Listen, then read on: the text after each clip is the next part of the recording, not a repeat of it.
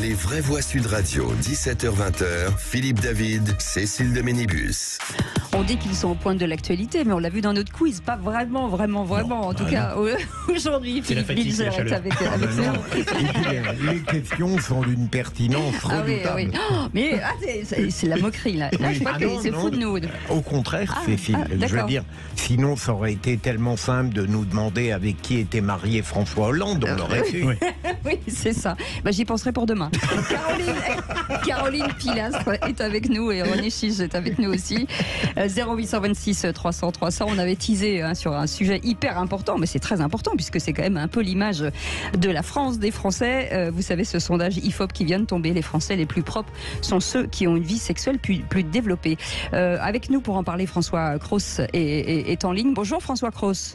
Bonjour à tous. Bonjour. Vous êtes directeur du pôle politique actualité de l'IFOP. J'aime bien la thématique du sondage et avec le titre directeur politique, et j'aime assez justement ce lien. Expliquez-nous alors ce sondage. D'abord, pourquoi ce sondage en fait ?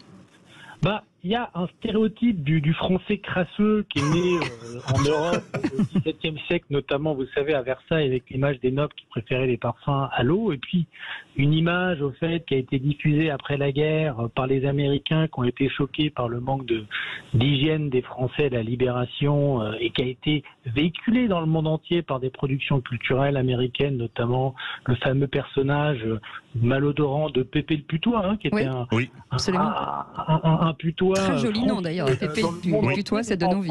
Il était italien, je ne sais pas si vous savez, mais en France, il apparaissait comme un italien, alors que dans le monde entier, c'était un bon français. Et en fait, cette image, elle colle encore à la peau, si vous me pardonnez l'expression, des Français dans le monde entier. Et jamais on a eu beau chercher à l'IFOP, on avait de données comparatives qui permettaient de savoir si, au fait, ces clichés sur la saleté supposée des Français reposaient sur une réalité. Et justement, les Français font partie des plus propres en Europe aujourd'hui.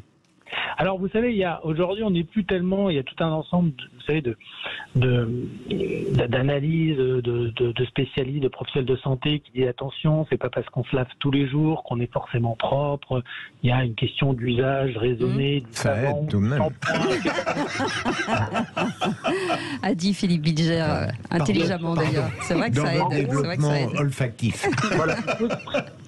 Il faut se méfier le côté normatif de dire attention, c'est parce qu'on se lave tous les jours qu'on est forcément propre. C'est ça que je veux dire. Mais dans les faits, c'est quand même une recommandation assez générale. Et aujourd'hui, c'est pas en France qu'on se lave le moins quotidiennement le corps, mais c'est plutôt chez nos voisins transalpins qui sont seulement 53% à faire ce qu'on appelle une toilette complète, c'est-à-dire un lavage complet du corps et du visage, alors qu'en France, on est autour de 75-76%, qui est une moyenne à peu près européenne.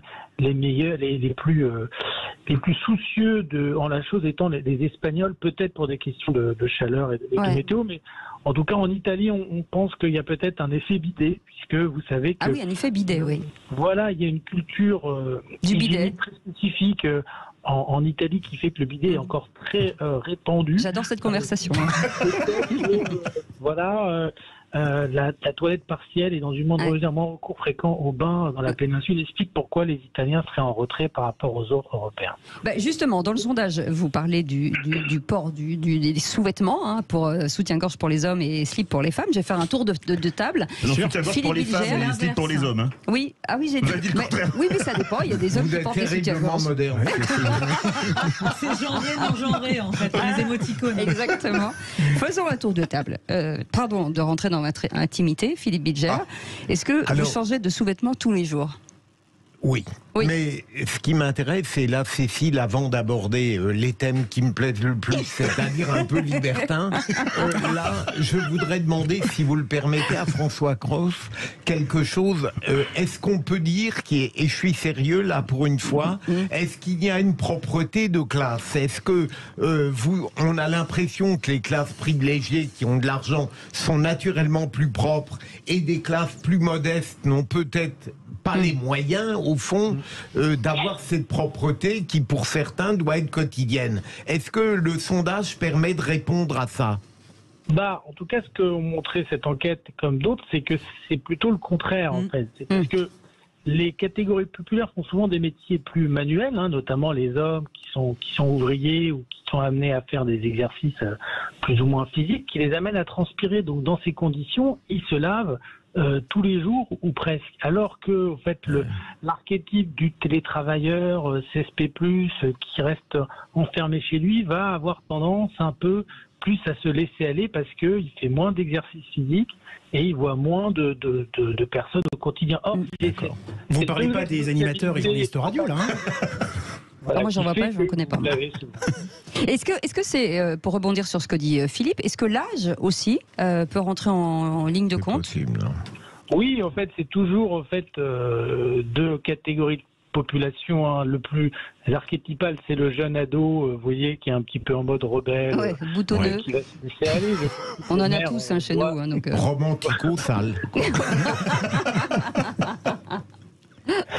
Justement, Caroline Pilastre, on a deux femmes dans le studio. Absolument. Enfin, ne me dites pas, Cécile et Caroline, qu'est-ce qui vous permet d'affirmer que je suis une femme? Ça me rappellera une émission de télévision. Moi, je le revendique. Les femmes sont plus propres que les hommes, François Cross, si j'en crois votre sondage, que 80% des femmes font une toilette complète au moins une fois par jour et seulement 73% des hommes. Est-ce que vous, qui êtes deux femmes, vous avez constaté ça, Cécile et Caroline? Alors moi, si vous me permettez, Caroline, moi j'ai été très surprise de faire ce tour de table avec mes amies filles et de me rendre compte que certaines filles ne lavent pas leur soutien-gorge après l'avoir porté une fois, ce qui est pour moi insupportable, inenvisageable. Je suis d'accord avec vous, on imagine toujours que ce sont les garçons qui sont les plus sales, mais vous avez des filles qui sont totalement crado. Alors pour répondre à votre question, je me change de tout tous les jours. Voilà, vous avez une réponse concernant ma sexualité, si je puis dire. Oui, Caroline et moi, balle neuve tous les jours. Bravo. Alors moi, je voudrais vous donner une anecdote, si je puis me permettre, qui est plus globale sur l'hygiène. Parce que souvent, les gens qui sont sales, par nature, par essence, vous disent oui, mais toi, tu fais partie des hygiénistes, tu es maniaque. Non, il y a une différence entre être propre et hygiéniste. Ne faisons pas l'amalgame. J'ai vécu, comme vous le savez, 10 ans à Montpellier. C'est ma région d'adoption. Notre généraliste à ma famille et moi, un jour, en allant le consulter, me donne l'anecdote suivante. C'est véridique. Il a eu un patient, un monsieur entre deux âges, qui avait un problème au pied. Forcément, il lui a demandé d'enlever sa chaussette pour l'ausculter. Mais il avait besoin qu'il enlève sa deuxième chaussette pour ausculter l'autre pied et comparer. Eh bien, ce monsieur n'a pas voulu. Après insistance de la part de notre généraliste, il n'a pas voulu. Pourquoi? Parce qu'il n'avait pas lavé son deuxième pied qui était sain. Ah oui. C'est véridique. J'ai halluciné. Ah oui, d'accord. Ouais. Ah oui. Donc on ne lave que la partie que l'on montre au médecin, c'est ça? Dites donc. René Chiche, c'est vrai que c'est impressionnant quand même de voir les stéréotypes. On parle souvent des stéréotypes. Le stéréotype du français sale, aujourd'hui, il est mort avec ce sondage quelque part. Parce qu'on fait partie des plus propres des Européens. Oui, alors déjà, moi, je me lave tous les jours. Je me change de caleçon tous les jours. D'ailleurs, je vais vous le montrer. On va faire un buzz avec le Facebook Live. Mais c'est vrai que il y a quand même, par contre, quelque chose dont on a parlé tout à l'heure, c'est qu'il y a la génération des 15-20 ans sont pas très portés sur la propreté. Il y en a par exemple j'en connais quelques-uns qui peuvent rester 2-3 jours sans se doucher, par exemple. Oui, et qui restent un petit peu comme ça, vous savez, regarder des écrans vidéo, etc. J'en connais quelques-uns. Par contre, je voulais poser une question, c'est possible? J'imagine, François Cross, que vous n'êtes pas allé vérifier sous les aisselles des sondés ou dans les chaussettes. Comment ça se passe, une enquête pareille? Comment ça se passe? Est-ce que les gens, ils ont des réticences à répondre? Comment ça se passe? L'enquête, on l'a fait par questionnaire auto-administré online. Alors, les gens répondent devant leur ordinateur ou sur leur téléphone. Donc, il n'y a pas le biais de désirabilité sociale qui fait qu'on va admettre qu'on sort de la norme et qu'on ne se lave pas tous les jours ou presque. Si on avait fait l'enquête par téléphone ou en face à face, les gens n'auraient peut-être pas osé dire qu'ils ne changeaient pas de caleçon tous les jours, vous voyez. Oui. Voilà. Est-ce que finalement, parce que là, on a juste une petite proposition là, aller aux toilettes après un rapport sexuel. En fait, 59% des hommes le font. Se laver après un rapport sexuel, c'est bizarre, non? Se laver après un rapport sexuel? Non, c'est pas bizarre. C'est-à-dire que c'est ce que font les Français aujourd'hui? Ah pardon, c'est... oui, en fait, on a à peu près 4 Français ou 4 Français sur 10 qui, après un rapport sexuel, vont se laver parce que voilà, ils sont dans un état, leur corps est dans un état qui fait qu'ils considèrent qu'il faut qu'ils soient plus propres qu'ils ne l'est. Donc on a ce genre de choses et puis on a surtout en fait des normes on a en gros aujourd'hui des injonctions qui fait que pour s'adonner sereinement entre guillemets à un rapport sexuel, il faut avoir l'air propre pour être plus à l'aise vis-à-vis de son partenaire. Parce que moi je pensais que les personnes qui se lavaient après un rapport sexuel, c'était pour rentrer à la maison. Chez eux. C'est pour ça. Mais bon, ok, maintenant si vous les couples légitimes, ça existe. Vous savez, ça sent l'expérience quand même. Merci donc, beaucoup. Il y en a qui se lavent 2 fois. Voilà. C'est un respect pour soi et pour l'autre. En tout cas, un sondage très intéressant. Les Français les plus propres sont ceux qui ont une vie sexuelle plus développée. Pour l'instant, vous dites que vous êtes plutôt enclin à vous dire que vous l'avez, vous, sur notre compte Twitter. Il aurait été difficile autrement. Merci beaucoup François Cros d'avoir été avec nous, directeur du pôle politique actualité de l'IFOP. Restez là, dans quelques instants la suite des vraies voix. Vous pouvez nous appeler 0826 300. Venez participer au débat, venez nous dire ce que vous en pensez justement de toutes ces grandes questions du quotidien.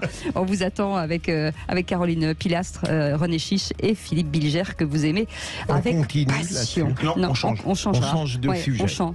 Ouais. Donc vous aviez encore un truc à dire parce que là on part en pub. Il aurait été très... On peut parler là ou non, on est à l'antenne. Voilà. Non mais je veux dire... Tant de révélations dans cette émission. On revient dans un instant, à tout de suite.